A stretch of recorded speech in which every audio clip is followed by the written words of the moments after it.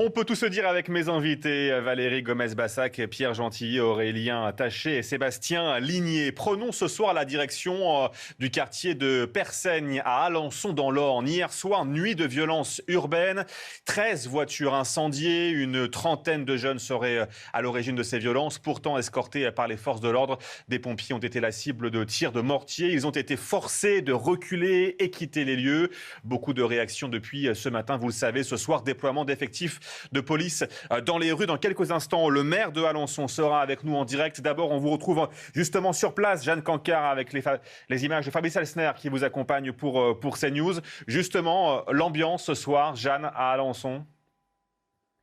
Eh bien Thomas, pour l'instant, la situation est assez calme ici dans le quartier. Tout à l'heure, en fin de journée, on a vu des CRS de la compagnie 8, des policiers, une quarantaine de policiers venir. Ce sont des policiers qui sont spécialisés dans les violences urbaines pour venir tenter d'apaiser les tensions ici dans ce quartier qui hier a été le théâtre d'affrontements entre les forces d'ordre et les jeunes du quartier. Et justement, dans la journée, avec Fabrice Elsner, nous avons voulu aller à la rencontre de ces jeunes, comprendre, voir avec eux ce qu'ils ont vu, ce qu'ils ont entendu. Et le groupe de jeunes avec qui nous avons pu discuter nous ont expliqué qu'ils cautionnaient, qu'ils encourageaient ces méthodes, des méthodes qui donc se traduisent par le fait de mettre le feu à des voitures pour ainsi attirer vers ce quartier les forces de l'ordre et les pompiers et ainsi les viser avec des tirs de mortier pour s'en prendre à elles.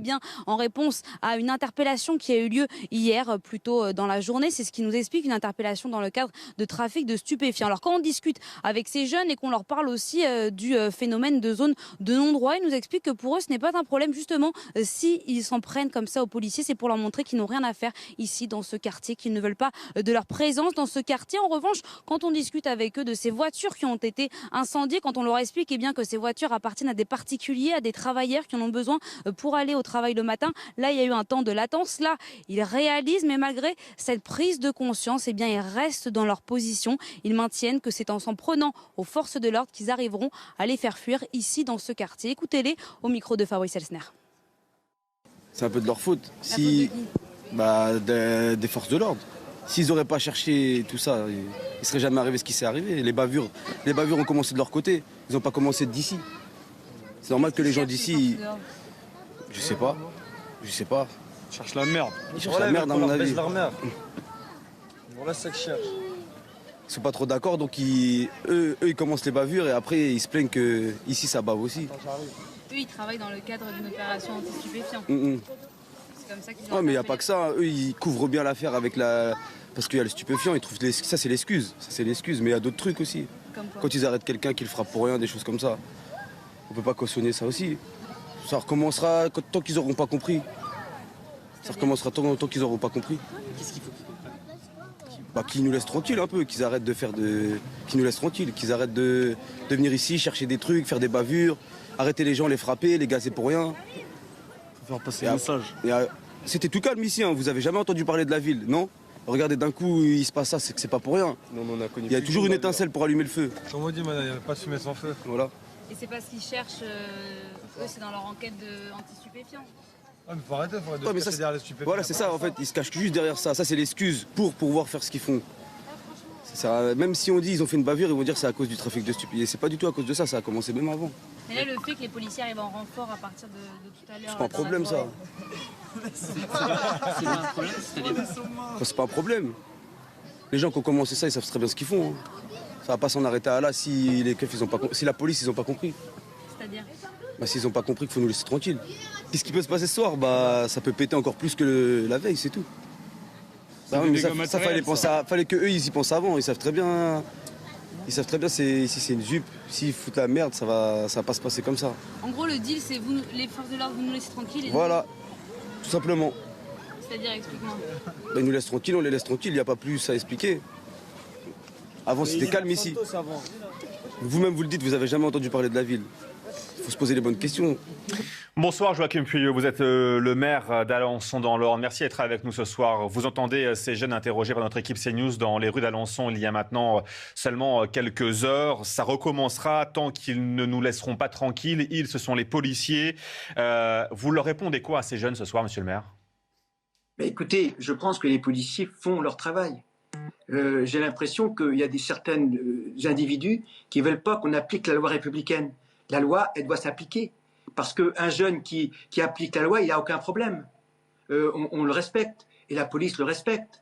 Donc là, il s'agit effectivement d'une enquête qui a été faite sur des trafics de drogue. Il y a un jeune qui a interpellé, et voilà la réaction. Il a été interpellé avec des doses importantes de drogue. On sait très bien qu'il y a un trafic sur certains quartiers de la ville d'Alençon. On le sait depuis plusieurs années. Ce trafic s'est renforcé. Donc il s'agit effectivement de respecter la loi. Et quand on vous dit « laissez-nous tranquilles » pour faire nos trafics tranquillement, c'est-à-dire que c'est ça ce que j'ai compris. Bien non, je regrette, il faut rétablir effectivement les équilibres. Et donc rétablir les équilibres, ça veut dire la loi doit être respectée et les trafics, théoriquement, sont interdits. Je sais que c'est difficile de les interdire totalement sans moyens supplémentaires pour les forces de police. Et donc ça a été fait depuis quelques semaines. Les policiers, effectivement, font des enquêtes. Mais Monsieur le maire, lorsque vous entendez ce soir ces jeunes à notre micro dire très clairement aux policiers, vous allez revenir, ça va être pire, et laissez-nous tranquilles parce qu'on est chez nous. Vous leur répondez quoi, vous, ce soir, Monsieur le maire, à ces jeunes-là? Mais je Votre réponse à vous? Le territoire appartient à toute une collectivité. Le territoire n'appartient pas à un groupe d'individus minoritaires qui prennent en otage tout un quartier. Demandez aux autres jeunes. Demandez aux jeunes qui suivent des formations. Demandez aux jeunes qui font des efforts pour travailler. Demandez aux jeunes qui suivent des activités éducatives, sportives et qui s'épanouissent. On a beaucoup de jeunes qui sont dans ce cursus. Et donc, moi, je soutiens ces jeunes-là, et je ne soutiens pas ceux qui ont ce genre de propos, d'ailleurs, comme on peut le voir, quand ils se déplacent avec des cagoules la nuit. Je crois que c'est quand même assez étonnant de voir ce genre de... Monsieur le maire, pardonnez-moi, mais vous pourriez leur dire ce soir, vous n'allez pas gagner, c'est nous qui allons gagner. Vous voyez, avoir ce genre de message. Je pense que le droit est très important. Nous sommes dans une société démocratique avec du droit. Bien, chacun peut effectivement, par rapport au droit, faire des recours, c'est possible, mais la loi doit s'appliquer partout sur le territoire. Il n'y a pas des zones de non-droit. Donc vous leur répondez, si vous défiez les forces de l'ordre, vous ne gagnerez pas. C'est ça que vous leur dites, Monsieur le maire, ce soir? Parce que je ne l'entends pas, c'est pour ça. Je pense qu'il faut renforcer les moyens des forces de l'ordre. Mais un jeune mineur, je pense que il doit être plutôt dans un cursus de formation, de loisirs aussi, mais il y a tout ce qu'il faut sur Alençon pour les loisirs, et dans un domaine de formation professionnelle, et plutôt que dans des problèmes de trafic et dans l'argent facile. Parce que là, vous avez affaire à des personnes qui gagnent de l'argent facilement, avec une économie souterraine qui a des conséquences dramatiques pour les territoires. Il n'y a pas qu'Alençon d'ailleurs. Donc vous leur dites, Monsieur le maire, qu'ils ne gagneront pas. Est-ce que vous leur dites ce soir à ces jeunes? Je leur dis que le droit aura raison à moyen terme. D'accord. Je ne dis pas dans l'immédiat, je ne peux pas vous dire ça, parce qu'on a des comportements difficiles à maîtriser.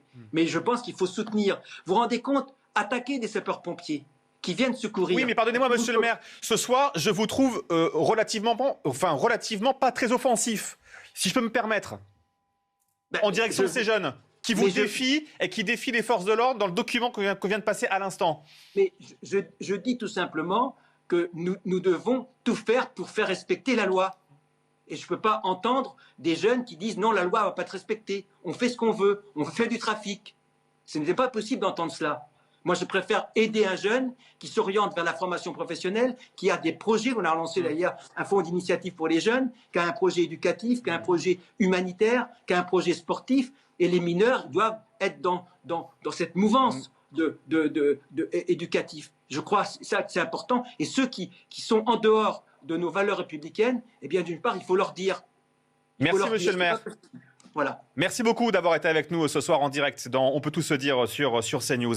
Valérie Gomez-Bassac, je me suis permis d'insister parce que je n'ai pas entendu un maire offensif qui répondait très clairement aux jeunes de sa commune. Vous n'allez pas gagner, les forces de l'ordre ils vont rester là et c'est vous qui allez bouger. Est-ce que j'ai raison? C'est un ressenti que vous avez eu aussi ou pas? Tout à fait. Moi, je suis prête à le dire. Ils ne gagneront pas et les forces de l'ordre s'imposeront et le droit s'imposera, oui. Mais il faut arrêter cela. Donc on voit que le gouvernement a fait une priorité du démantèlement des points de de deal et ça crée une violence exacerbée. Aujourd'hui, on assiste à cela dans différents endroits. Il faut évidemment plus de moyens. On travaille là-dessus. On le voit aussi dans le projet de loi de finances qui a été adopté. Et il faut continuer. Il faut plus de policiers parce qu'on voit bien qu'il manque des personnes pour arriver à faire respecter l'ordre. Mais lorsque j'entends les propos de cette jeunesse, il faut les condamner. Il faut les condamner sans aucune retenue. Aurélien Taché, les mots étaient forts ce soir. Les mots des jeunes sont forts ce soir. Oui. Bon, alors moi, je pense que M. le maire était un petit peu maladroit. Je pense que ce qu'il voulait dire, c'est qu'il ne faut pas mettre tous les jeunes de sa ville ou dans le quartier. Ça, on a bien compris, mais à un moment donné, il faut passer ce discours. Il a raison, je crois, de le dire quand même. Après, une fois qu'on a entendu ceux que vous avez interrogés, il faut être aussi très clair. Là, on a des jeunes qui font les marioles, qui font les malins. Alors, il y a peut-être aussi un peu la caméra, etc. Mais il faut les recadrer, les remettre à leur place. Si ces jeunes étaient dans des faits de violence hier soir, il faut qu'ils soient arrêtés et qu'ils soient jugés immédiatement pour ça. Il n'y a absolument pas à tergiverser là-dessus. Moi, je suis parfaitement d'accord. Après, je m'interroge sur les causes profondes et sur les moyens quand même d'avancer sur cette lutte contre les stupéfiants. Et là, je pense que malheureusement, le gouvernement ne tire pas toutes les conclusions d'un certain nombre de choses qui s'imposent, à mon sens. Voilà, encore une fois, la question du cannabis, on va la traîner encore pendant des décennies, alors que 80% des Français veulent la légalisation du cannabis. Jordan Bardella lui-même veut la légalisation du cannabis, mais Gérald Darmanin, lui, préfère financer les clips pour dire que le cannabis, est effectivement le principal fléau de ce pays. Donc moi, je suis tout à fait d'accord avec ce que vous venez de dire. Simplement, j'aimerais qu'on aille un peu plus loin maintenant, parce que sinon, on va passer des années et des années à commenter ce genre de choses. Exactement, c'est bien Sébastien naïf Ligné. quand même de croire qu'en légalisant le cannabis, on passera pas à autre chose et on sera pas à nouveau dans des mêmes réseaux. Je veux dire, c'est une naïveté incroyable. Le cannabis, vous pensez vraiment qu'on va s'en sortir ? Je pense qu'en tout cas, c'est pas du tout. Vous aurez quand même 80% de cette économie souterraine qui va disparaître d'un coup, en fait. Et vous n'avez pas 5 millions de Français qui ont déjà consommé de la drogue dure. Par contre, vous en avez 5 millions qui consomment du cannabis. Parce que vous pensez que les consommateurs de cannabis iront dans les magasins qui vendent officiellement du cannabis, mais bien sûr, l'acheter à prix fort, les consommateurs et qu'ils n'iront pas retrouver leur dealer qui vendront forcément la barrette de shit beaucoup moins cher. Et puis, Sébastien Ligné. Les dealers, comme dirait Gérald Darmanin, ils iront à Pôle emploi ensuite quand ils n'auront plus de travail. Alors, vous pensez bien que si on légalise le cannabis, c'est d'autres drogues plus dures qui vont arriver. Sébastien Ligné, sur le discours de ces jeunes ce soir. Mais moi, je trouve que les trois visuels qu'on a vus, que ce soit les jeunes, Monsieur le maire et les vidéos qu'on voit là, résument tout le problème. Déjà, ce qui est inquiétant, c'est qu'on s'est habitué à ces images. Plus personne n'est choqué. Pourquoi ? Parce que c'est quotidien. Aujourd'hui, on en parle à Alençon. Hier, c'est dans Seine-Saint-Denis. Avant-hier, c'était à Mulhouse. C'est tous les jours. Quand on parle à des policiers, ils nous disent tous la même chose. Ils se sentent abandonnés par leur direction, ils se sentent abandonnés par le gouvernement qui essaye d'acheter la paix sociale à coups de milliards dans les banlieues, et ils se sentent abandonnés. Mais oui, on les cherche les milliards. Moi, je suis parlementaire, monsieur, je vois le budget qui vient d'être voté, il n'y a pas un euro pour les banlieues. Et ils se sentent abandonnés par une justice de plus en plus laxiste. Ce qui est terrifiant dans le discours de monsieur le maire, c'est qu'il résume toute l'erreur progressiste et l'idéologie progressiste qu'on a essayé de mettre en place. C'est-à-dire que pour eux, finalement, un jeune qui frappe un flic, qui met le feu à une voiture de flic, c'est pas parce qu'il n'aime pas la police. Non, c'est parce que c'est le symbole d'une colère sociale qu'il essaie d'exprimer. C'est avec ce genre de discours qu'on arrive avec les policiers brûlés de la Viry-Châtillon. Aujourd'hui, dans de plus en plus de quartiers, on est face à des jeunes qui rejettent et qui ont grandi, qui ont été biberonnés dans cette haine anti-flic, parce que le policier, qu'est-ce qu'il représente ? Il représente la France, la République et l'ordre, tout ce qu'ils veulent rejeter. Aujourd'hui, c'est avec ce genre de discours que M. le maire incarne, avec ce laxisme, qu'on arrive à Viry-Châtillon, qu'on arrive à Alençon. Quand est-ce qu'on va enfin sortir de ce discours larmoyant qui consiste à dire que quand un jeune frappe un flic, c'est une colère sociale. Par contre, quand un flic fait preuve de violence contre un jeune, alors là, c'est du racisme systémique. Ce qui est amusant, d'ailleurs, je vais prolonger votre argument, c'est qu'on entendait, vous vous souvenez, il y a quelques semaines, une partie de la gauche et de l'extrême gauche nous dire, Daniel Obono en tête, que la police tue. On l'a entendu encore il y a quelques jours, qu'au fond, la police fait régner la terreur dans ces quartiers. Là, ce qu'on voit à travers ce témoignage, c'est qu'ils se foutent de la police. Ce qu'on voit à travers les événements d'hier et peut-être, malheureusement, ce qui se passera encore d'ici quelques jours, c'est que c'est certainement pas la peur de la police qui règne. Au contraire. Et j'étais assez frappé de voir l'intervention du maire parce que... J'ai vraiment eu l'impression d'un sentiment d'impuissance, d'une timidité, de dépassement, de la peur de mettre les mots. Enfin, je veux dire, j'ai eu l'impression qu'il était complètement dépassé.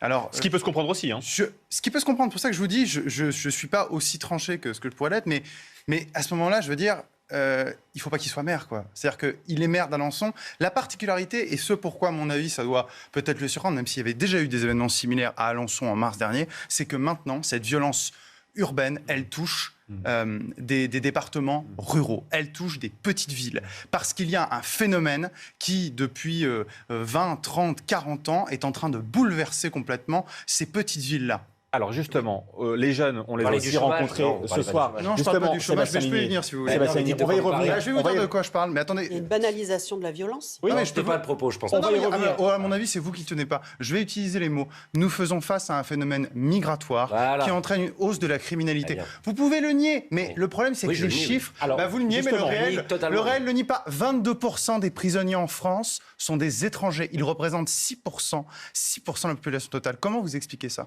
Comment j'explique ça que en fait dans les quartiers où on a le taux de pauvreté et la violence la plus importante, c'est là où il y a le plus Quels sont les d'étrangers trois et qu'on puisse départements les faire un plus lien pauvres de France finalement. Mais Quels sont les 3 départements les plus pauvres de France? Mais arrêtez Le avec cet Cantal, argument qui ne la tient pas, Creuse c'est la concentration et le des problèmes Lozère. qui les en- La Creuse et le Mais Lozère. arrêtez avec Est-ce la qu'il y a Lozère. des voitures qui brûlent Mais vous- dans la Creuse, dans la Lozère? Vous êtes capable de comprendre qu'un village en Lozère, c'est quelques C'est centaines une d'habitants et que c'est concentration 4 ou 5 d'habitants. jeunes. Ah, parce qu'on concentre les gens, ils vont se dire, tiens, on c'est va la devenir concentration des criminels. problèmes Bien qui sûr, crée c'est des parce qu'il y a un phénomènes, qui crée des phénomènes de violence. En fait, c'est pas le fait. Évidemment, quand vous êtes pauvre tout seul, vous n'allez pas. Si vous n'êtes pas avec une bande d'autres Vous avez une individus étude pour pauvres, corroborer avec ce que vous qui- dites? Mais et vous Bah, vous moi, avez- je vous ai vous avez- sorti les chiffres. Il y a quand même la réalité 22%. du terrain. Ça, si c'est je peux des me chiffres. Bien sûr, permettre, allez-y, dans allez-y. ce Vous me corroborez combat avec votre électoral. étude qui parle Valérie de Gomez-Bassac, concentration s'il vous plaît, population s'il vous plaît. générer une criminalité. S'il vous plaît, Quand même. s'il vous plaît. Valérie Moi, je pense que c'est, je suis rarement d'accord, mais là je vais être d'accord. Je pense que c'est quand même lié à une concentration en effet d'une population pauvre et souvent étrangère, c'est vrai, qui crée aussi ce climat de violence, d'insécurité, de revendication, de non-état de Justement, droit, etc. ces jeunes, Parce nous avons... il y a une mauvaise architecture de fait. tout Nous les simplement. avons rencontrés aujourd'hui, on a vu les images, on les a aussi rencontrés ce soir. On leur a posé la question, pourquoi tant de haine entre vous et la police et vous? Voici leur réponse. On essaie de parler, ils ne comprennent pas, ils sont toujours dans la violence. Bah, c'est une manière de leur faire comprendre que voilà, qu'il n'y a pas qu'eux qui ont le droit à la parole. Si c'est en cramant les voitures que les autres... Si c'est en cramant les voitures que les autres ils peuvent avoir leur parole, bah, ils l'auront comme ça. On répond quoi à ça? Non, mais ça, c'est totalement inadmissible. Mais là, on voit bien qu'on a affaire à des jeunes, il faut tout reprendre depuis le début. Oui. Ça, on est bien voilà, d'accord. mais je veux dire, On est bien parce que d'accord. c'est ça aussi la réalité. Oui, On peut pas nier, je veux dire, on est attaché. Vous voyez ce que je veux dire? Je suis d'accord. Mais une fois qu'on a dit ça, qu'est-ce qu'on fait? C'est ça Bien le sûr. problème. Ah bah ça, Moi, je je veux dire, demande. j'entends bien que l'immigration soit la cause de tous les maux. La réalité, c'est que les 3 quarts de ces jeunes sont français. Donc qu'est-ce qu'on fait? On leur retire la nationalité parce qu'ils ont brûlé une voiture à 16 ans et on les renvoie je ne sais où. Pour parce rien que- attacher, moi, le principal, c'est les gens d'Alençon qui nous regardent ce soir, c'est comment on peut dire à cette jeune mère de famille qui sort son chien à 23h30 dans cette cité, vous êtes en sécurité, vous pouvez le Non, faire. je suis d'accord avec vous sécurité. Voilà, c'est la question à laquelle il faut répondre, pour moi. Eh bien, il faut d'abord remettre un commissariat au pied de l'immeuble s'il n'y en a plus. Il faut ensuite, pour que les gamins qui ne sont pas encore tombés dans ces phénomènes-là évitent d'y tomber, on essaye d'améliorer un certain nombre de choses et qu'on ne concentre plus ces populations tout au même endroit. Parce que monsieur fait mine de ne pas savoir qu'effectivement, il y a moins de services publics dans ces quartiers. Oui, mais il y a à court, moyen et long terme. À court terme, on fait quoi?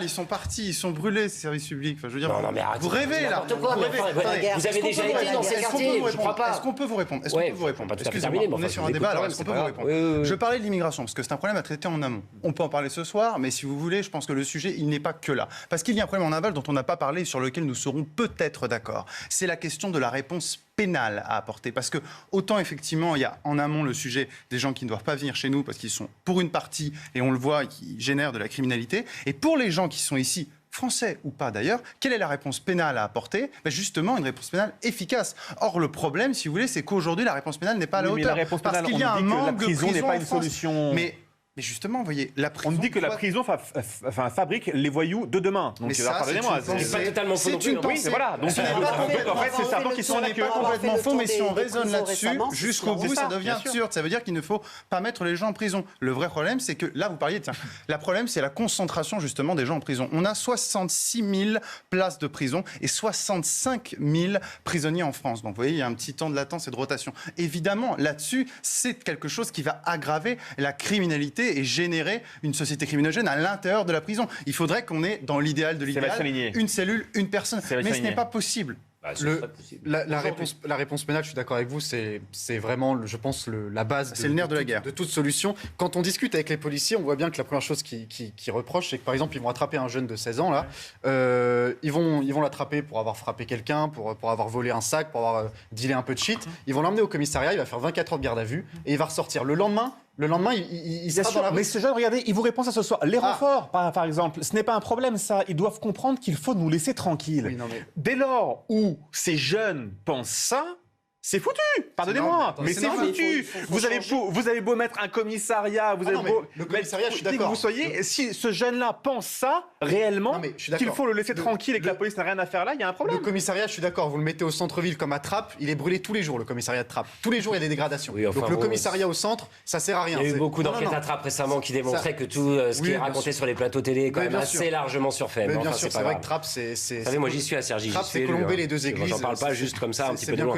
C'est bien connu. Non mais rapidement sur la réponse pénale. Aujourd'hui, quelqu'un qui va brûler une voiture de police, qu'est-ce qu'il va prendre? Un rappel à la loi, un stage de citoyenneté ou une lettre d'excuse? Aujourd'hui, c'est ça la réponse pénale pour les mineurs, parce que la plupart des jeunes qu'on a vus là étaient mineurs. Et la plupart des gens qui sortent et qui caillassent des voitures, ils sont mineurs. Ces mineurs-là, aujourd'hui, on pense pouvoir les faire revenir sur le bon chemin et sur le droit chemin avec des lettres de citoyenneté, avec des lettres d'excuses. Mais enfin, vous croyez qu'on est où là? Et vous feriez quoi alors? Vous feriez quoi? Vous les mettez tous en prison? C'est pas de sortir une jeunesse mais à partir du dans moment, lequel elle évolue, parce qu'on n'en a pas parlé, mais il y avait quand même quelqu'un qui avait été arrêté avec un 9 mm. Avec plusieurs centaines. Non, mais là, vous parliez pas de cela. Vous parliez pas oui, mais de non, cela, mais c'est la même chose. Non, vous parlez d'un jeune. Non, un jeune qui a une arme et un jeune qui brûle une voiture, c'est pas la même chose. Les actes sont condamnables, les deux, mais pas à la même hauteur. Maintenant, bien sûr qu'il faut des solutions, bien sûr qu'il faut une réponse pénale, mais il y a surtout ne pas recréer ces ghettos, quoi. C'est-à-dire essayer de séparer les jeunes. Dès lors qu'un jeune a fait une infraction, qu'il est dans un milieu, il faut éviter qu'il retourne dans sa bande. Est-ce que vous me dites ce soir, mesdames et messieurs, et j'ai grandi dans les cités. Oui, mais que ce jeune homme qui a dit cette phrase-là, il est perdu? C'est fini? Non, mais il faut pas il mérite ensuite d'être... Effectivement, moi je suis tout à fait d'accord avec ce qui vient d'être dit, il faut casser ces phénomènes de bande. Aujourd'hui, les jeunes, parce que aussi il y a tout un tas de phénomènes qui font ça, restent dans les bandes jusqu'à je ne sais quel âge. Avant, il y avait le service militaire, à 18 ans, le gars il partait 1 an, il allait faire autre chose, il voyait un peu du pays, il comprenait quelques... Bon, peut-être qu'on va pas remettre le service militaire tel quel, mais il faut effectivement réfléchir à pourquoi, jusqu'à 30 ans, parfois, vous avez ces groupes de jeunes hommes qui restent ensemble en bas d'une tour à effectivement graviter dans un univers où ils voient pas grand-chose et qui les élèvent pas. Parce qu'aujourd'hui, vous allez travailler en intérim, vous gagnez pratiquement le SMIC avec un panier repas à 5 €. Ici, vous faites le guet ou vous vendez un peu de drogue, vous faites entre 10 et 20 000 € par mois. Vous n'avez pas tort, mais donc effectivement, asséchons les ressources, comme je disais tout à l'heure, et puis ensuite augmentons les salaires, et puis on aura peut-être un peu moins de problèmes de ce côté-là. Si je puis me permettre, je maintiens qu'encore une fois, alors certes, effectivement, il y a une économie qui est construite là-dessus, et c'est vrai qu'on a du mal, ces jeunes ont du mal à sortir de cette économie, mais pardon, encore une fois, je le dis, le but aussi, c'est que la réponse pénale soit à la hauteur. Je prends un exemple récent. On en avait parlé d'ailleurs sur votre chaîne il y a quelques jours, je crois. Vous vous souvenez, le rodéo qui avait eu lieu à Lyon. Il y avait une personne qui, je crois, était d'un groupe de rap. On s'était rendu compte que cette personne de 29 ans avait été condamnée 15 fois, dont 7 fois à du trafic de drogue. Le trafic de drogue, de mémoire, c'est quand même 5 à 10 ans de prison minimum. Donc, si vous voulez, quelqu'un qui commet autant de délits à moins de 30 ans, s'il revient après dans sa cité, dans son quartier, évidemment, il envoie un message à son entourage en disant mais allez-y, c'est bon, ça ne risque rien. Et en plus de ça, je vais vous dire, quand ils font un peu de prison, c'est presque une médaille, c'est presque une légion d'honneur. Donc, il faut une réponse pénale qui soit adaptée. Pour ça, il faut des places de prison. Pour ça, il faut arrêter avec l'idéologisation permanente que j'entends et qui consiste à dire qu'au fond, la prison est le problème. Il faut trouver d'autres solutions, des peines alternatives, des bracelets. Non, je ne suis pas d'accord. Le premier objectif ici de la réponse pénale, c'est de mettre hors d'état de nuire les gens qui causent un trouble à la société. C'est la base du droit pénal français. Non, mais on n'a pas dit. Moi, j'ai pas dit que la prison était un problème. Je dis que c'est une des solutions. Non, mais je parle de manière générale. C'est-à-dire qu'il y a des solutions. Il faut toutes les exploiter, dont la prison, qui doit être la solution ultime. Je dirais. Maintenant, il y a un autre problème qui va aussi grimper. C'est le fait qu'il y a beaucoup d'adultes qui envoient ces mineurs au front aussi. Pourquoi? Parce que les peines sont moins sévères. Donc il y a aussi cela à traiter. Donc quand je parle tout à l'heure du fait que des mineurs caillassent et brûlent des voitures de policiers, vous faites alors on fait quoi? On les envoie en prison? Comme si c'était l'horreur d'envoyer un mineur en prison. Il y a d'autres solutions alternatives. Moi il y a d'autres solutions alternatives. J'estime qu'à 16 ans, si on brûle une voiture de police, on est adulte. Et on sait pertinemment ce qu'on fait. C'est pas une construction sociale, c'est pas parce que ses parents sont pauvres, on sait pertinemment ce qu'on fait. C'est assez étonnant ce que vous dites encore une fois. C'est étonnant, mais c'est la réalité. Il est quand même assez démontré qu'en fait, quand on n'a pas encore effectivement l'âge adulte et toute la sociologie et le discernement d'un adulte, on peut se laisser entraîner dans les choses et faire des choses. Heureusement que tous les jeunes de France qui sont en difficulté avec des parents qui ne gagnent pas leur vie ne tabassent pas et ne brûlent pas des voitures de police. Pardonnez-moi. L'excuse est un peu facile. Non, mais on est d'accord. Mais pour cela, on parle bien de cela, effectivement. Et tout à l'heure, Valérie. Non, ce que je dis, vous interpellez sur le fait que c'était pas la même chose qu'avoir un 9 mm.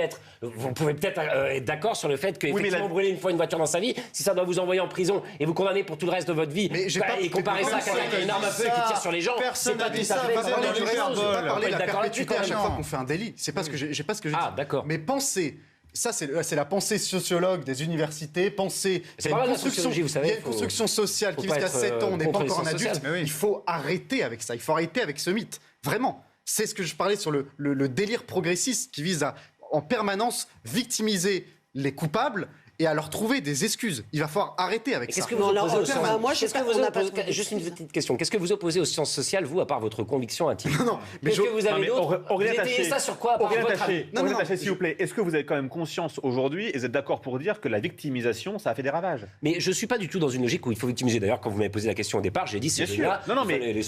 Mais a-t-on trop victimisé ces jeunes? Peut-être que oui aussi. Oui, en tout cas, ce quoi je pourrais être d'accord, puisque tout à l'heure, M. Gentillet m'a tendu la perche, je ne l'ai pas saisi, sur la rapidité de la réponse pénale. Parfois, c'est vrai que quand un jeune est passé une fois, deux fois, trois fois pour la même bêtise et qu'il n'a toujours pas eu de punition, moi je suis choqué aussi. Ça va pas. Effectivement, si dès la première fois il y avait une sanction, pas forcément la prison, pas ce que j'ai dit, une sanction et quelque chose qui permette effectivement, et moi je suis assez sensible à l'argument de dire éloigner le jeune de son milieu, parce que souvent c'est ça le truc aussi. Est-ce que vous êtes par exemple pour le fait que les maires coupent les aides sociales aux familles d'enfants délinquants? Non, parce que vous allez sanctionner une mère qui peut-être, le maire va sanctionner une mère, parce que c'est souvent une mère qui est toute seule, avec qui peut-être déjà essaye de faire tout ce qu'elle peut pour s'en sortir, et sans le peu qu'elle a pour essayer de mettre un peu de course dans le frigo, je suis pas sûr que ça va aider pour casser le trafic de stupéfiants. Si je puis me permettre juste deux réactions. Déjà, premièrement, moi je considère qu'un jeune à partir de 15 ans qui brûle, qui commet un délit, je dis bien, de toute façon on peut aller en prison que pour un délit, on le sait, en principe, il devrait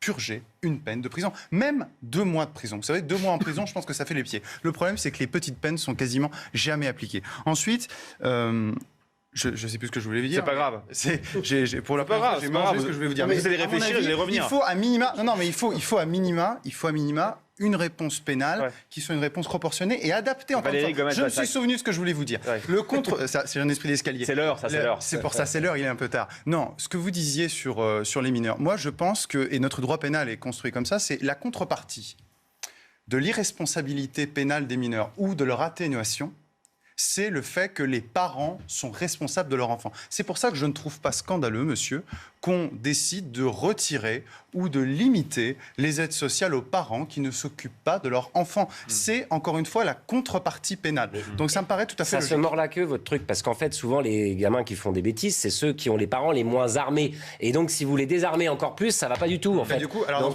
on tombe dans une société spartiate où on enlève les enfants de leurs parents et on les met dès l'âge de 10 ans. À partir du moment où ils vivent en banlieue, on les met dès l'âge de 10 ans dans des écoles où ils sortent jamais. Si les parents sont délinquants, coupez ce que vous voulez. S'il y a que l'enfant qui a fait quelque chose, à mon avis, c'est une erreur. Et on y reviendra, je pense, malheureusement, dans les prochains jours et dans les prochaines semaines. En tout cas, les témoignages des jeunes ce soir étaient importants à décrypter. Venons-en maintenant au duel Zemmour-Le Pen. Nous sommes très loin d'un possible rapprochement. À croire qu'ils ne combattent plus le président, mais qu'ils se combattent eux-mêmes. Il en pense quoi, Éric Zemmour, de Marine Le Pen? C'était hier soir à Biarritz. Pauvre Marine Le Pen. Je la plains. Je la plains de devoir reprendre, de parler comme Marlène Schiappa, de parler comme la gauche, de parler comme les féministes. Je la plains de devoir reprendre des arguments. Mais vous savez, j'avais été le premier à le dire et à le diagnostiquer. C'est une femme de gauche. Tous ses réflexes sont de gauche. Elle est en décalage avec son électorat. C'est une femme de gauche ou pas, Marine Le Pen? Attends, parce que ce matin, lorsque j'ai entendu le son d'hier soir, je me suis pincé 2 fois. Je me suis dit, est-ce que tu rêves? Non, tu rêves pas. Non, c'est pas une femme de gauche. Non, et je crois pas que, pour le coup, Éric Zemmour a certainement beaucoup de qualités. Je pense qu'on va peut-être pas lui octroyer celle de délivrer les brevets de gauche. Non, mais je pense que là-dessus, c'est peut-être pas lui de... Il fait du Zemmour. Oui. Il fait du Zemmour, pardonnez-moi. Oui, il fait du Zemmour, effectivement. Puis surtout, il essaie de séduire un électorat. Il veut parler à un électorat conservateur, âgé, aisée, en leur envoyant le signal, elle va faire beaucoup de social, elle est plutôt sur les classes populaires, votre champion c'est moi, donc il la traite de femme de gauche. Il fait de la politique, Éric Zemmour est de plus en plus un homme politique, sera bientôt probablement candidat à la présidence de la République. Bon, il fait ce qu'il a à faire, maintenant il faut être aussi bon que lui et déjouer ses pièges. Valérie Gomez-Bassac, il est bon Éric Zemmour ou pas? Hors de question que je vous dise qu'il est bon.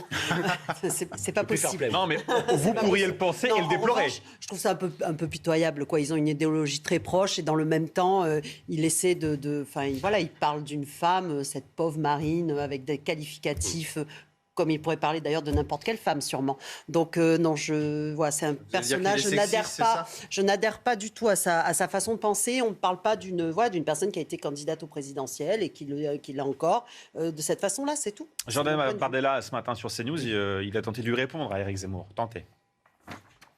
Il y a une vraie différence entre Éric Zemmour et Marine Le Pen. C'est que pendant qu'Éric Zemmour votait pour François Mitterrand en 80 et en 88, Marine était déjà en train de lutter contre l'immigration. Je trouve ça un peu suspect que Éric Zemmour passe plus de temps à taper sur la première opposante à Emmanuel Macron, qui n'a pour le coup aucune responsabilité dans la situation du pays, qu'à taper sur Emmanuel Macron. Ça en devient franchement un peu suspect.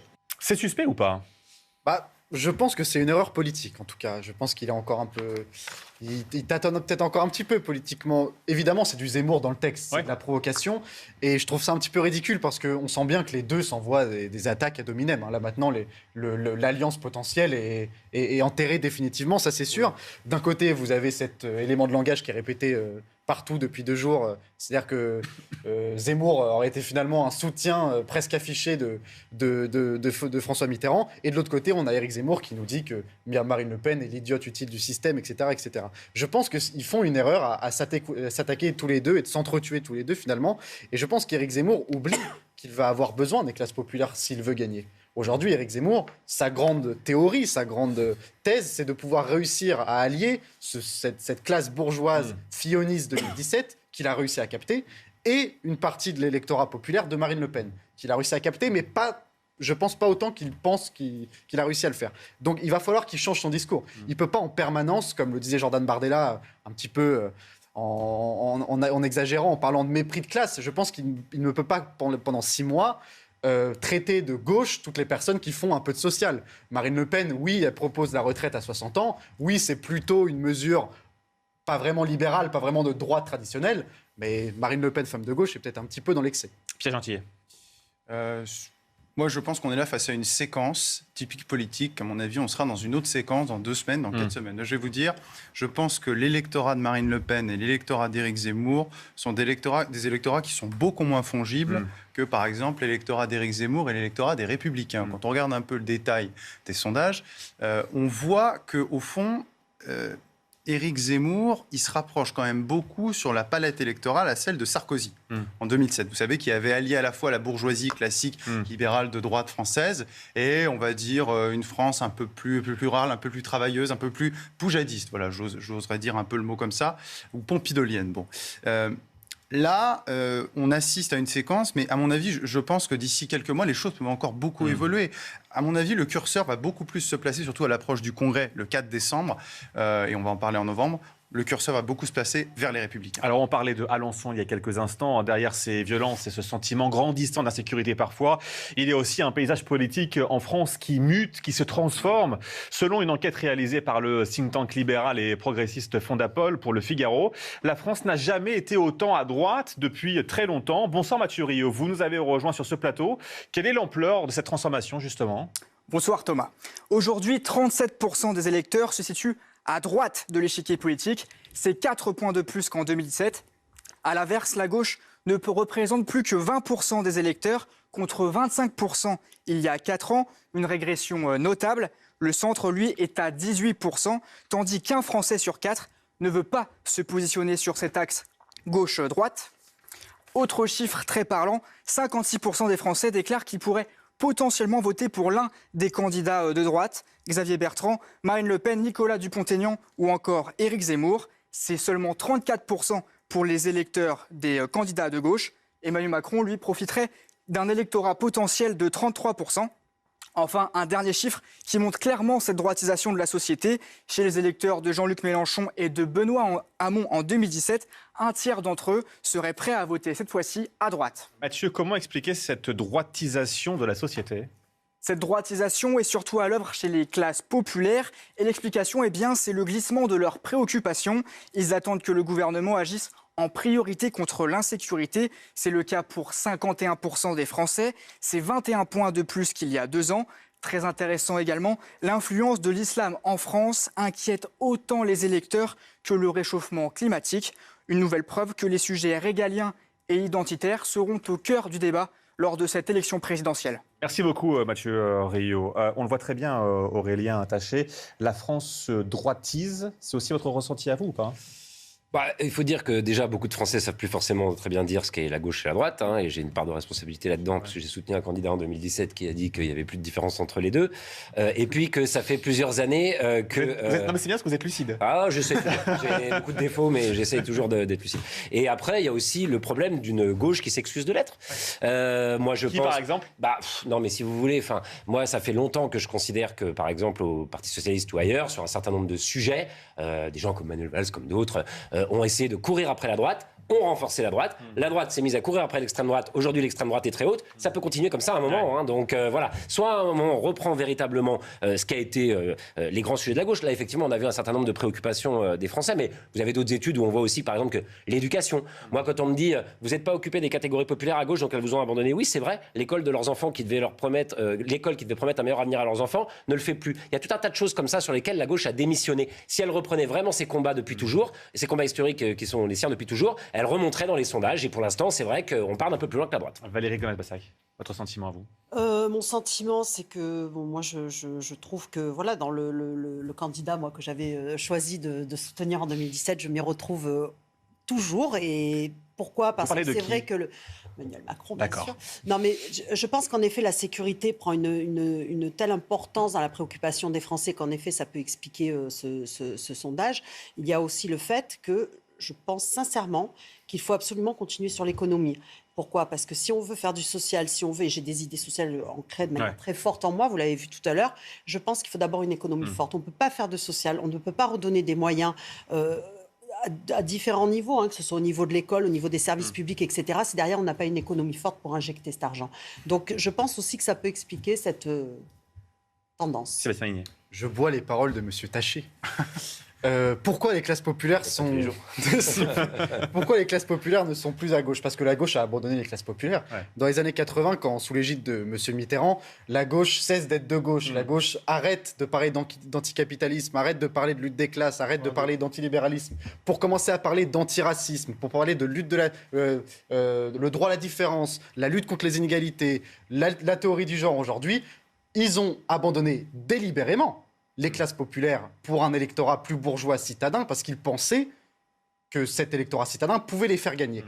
Donc aujourd'hui, quand on voit les thèmes de préoccupation principales de la gauche, comment on peut s'étonner que le parti numéro 1 chez les classes populaires, ce soit Marine Le Pen ? C'est impossible. Et encore une fois, quand on entend la gauche sur l'essence, sur le pouvoir d'achat, sur l'immigration, comment voulez-vous que les classes populaires ne se retrouvent pas dans un programme plus à droite ? Parce que, et je termine, qui vit aujourd'hui dans les banlieues ? Qui est au contact des ravages de l'immigration incontrôlée ? C'est les classes populaires. Pierre Gentillet, Aurélien Taché, et on se dépêche que je voudrais vous montrer un tweet de Anne Hidalgo aujourd'hui. Je vais y arriver. Moi, je voulais, c'est bien, c'est-à-dire que on constate effectivement j'avais pas noté ça, mais effectivement sur l'insécurité, en 2 ans, plus 20 points, on est passé au sommet de la préoccupation des Français. Bon, ça a toujours été une préoccupation des Français, mais voilà, là, si vous voulez, insécurité, immigration, ça arrive quand même dans le top 3. Quand vous additionnez les 3 candidats qui se disent, ou qui s'apparentent à la droite, Marine Le Pen, Éric Zemmour et Xavier Bertrand, vous tombez sur un total de 40 à 50%. Mais parce qu'encore une fois, la réalité a fait que les gens, et là je pense qu'on sera d'accord, les gens se sont radicalisés. Je ne peux pas continuer mon propos. Mais si, allez-y. Et je suis obligé de me... Non, juste d'un mot pour vous dire que j'essaie de m'habituer. Oui, bien sûr, vous allez voir, le réel a fait aussi que, les gens s'accoutument de moins en moins avec ce que devient la France. On parlait il y a quelques jours de ce sondage sur le grand remplacement qui est tout de même spectaculaire. 63% des Français qui considèrent qu'il y a un grand remplacement, dont 44% au Parti Socialiste. Je veux dire, il y a un bouleversement des mentalités, une radicalisation de la France, des Français de manière générale, qui explique ces sondages. Très rapidement, oui, on est d'accord sur le fait que la gauche a abandonné les classes populaires, pas pour les mêmes raisons. Pour moi, le problème, c'est simplement qu'effectivement, elle n'a pas mis le paquet sur l'école, elle a arrêté de réduire les inégalités, elle a arrêté de faire tout un tas de choses très utiles. Par contre, elle a tombé dans un piège ensuite que vous lui avez tendu, vous la droite, je vais dire ça de manière très générique, c'est d'effectivement opposer les classes populaires entre elles, notamment celles de l'immigration et celles qui ne le sont pas. Mais ça, moi, je récuse complètement votre constat là-dessus. Vous parlez de la gauche. Une petite image de Anne Hidalgo en déplacement à Saint-Vallier aujourd'hui pour visiter un hôpital. Regardez, journée qui commence dans le train, sans masque pour la candidate à la présidentielle, même si on a un gobelet à la main pour faire croire qu'on boit et donc qu'on peut passer à côté du masque. Ça, c'est fait. Ensuite, elle s'en prend sur place à Saint-Vallier aux machines TER. Regardez. Bon, alors, je suis à la gare de Saint-Vallier. Je peux vous dire une chose. D'abord, c'est très beau Saint-Vallier, mais quand les machines remplacent les humains, ça va pas, quoi. Je veux vraiment du service public avec des humains, des fonctionnaires et pas des machines. C'est beaucoup mieux pour notre équilibre collectif dans le pays. Merci. Ça va pas, quoi. Ça va pas. Non mais pardonnez-moi, parce qu'en fait j'ai l'impression que Anne Hidalgo est sortie de Paris et qu'elle découvre ce qu'est une gare TER. Mais elle va dans une petite ville-village, dans une zone rurale, justement, parce que ses conseillers en com lui ont dit tu es la maire de Paris, il faut que tu parles à toute la France.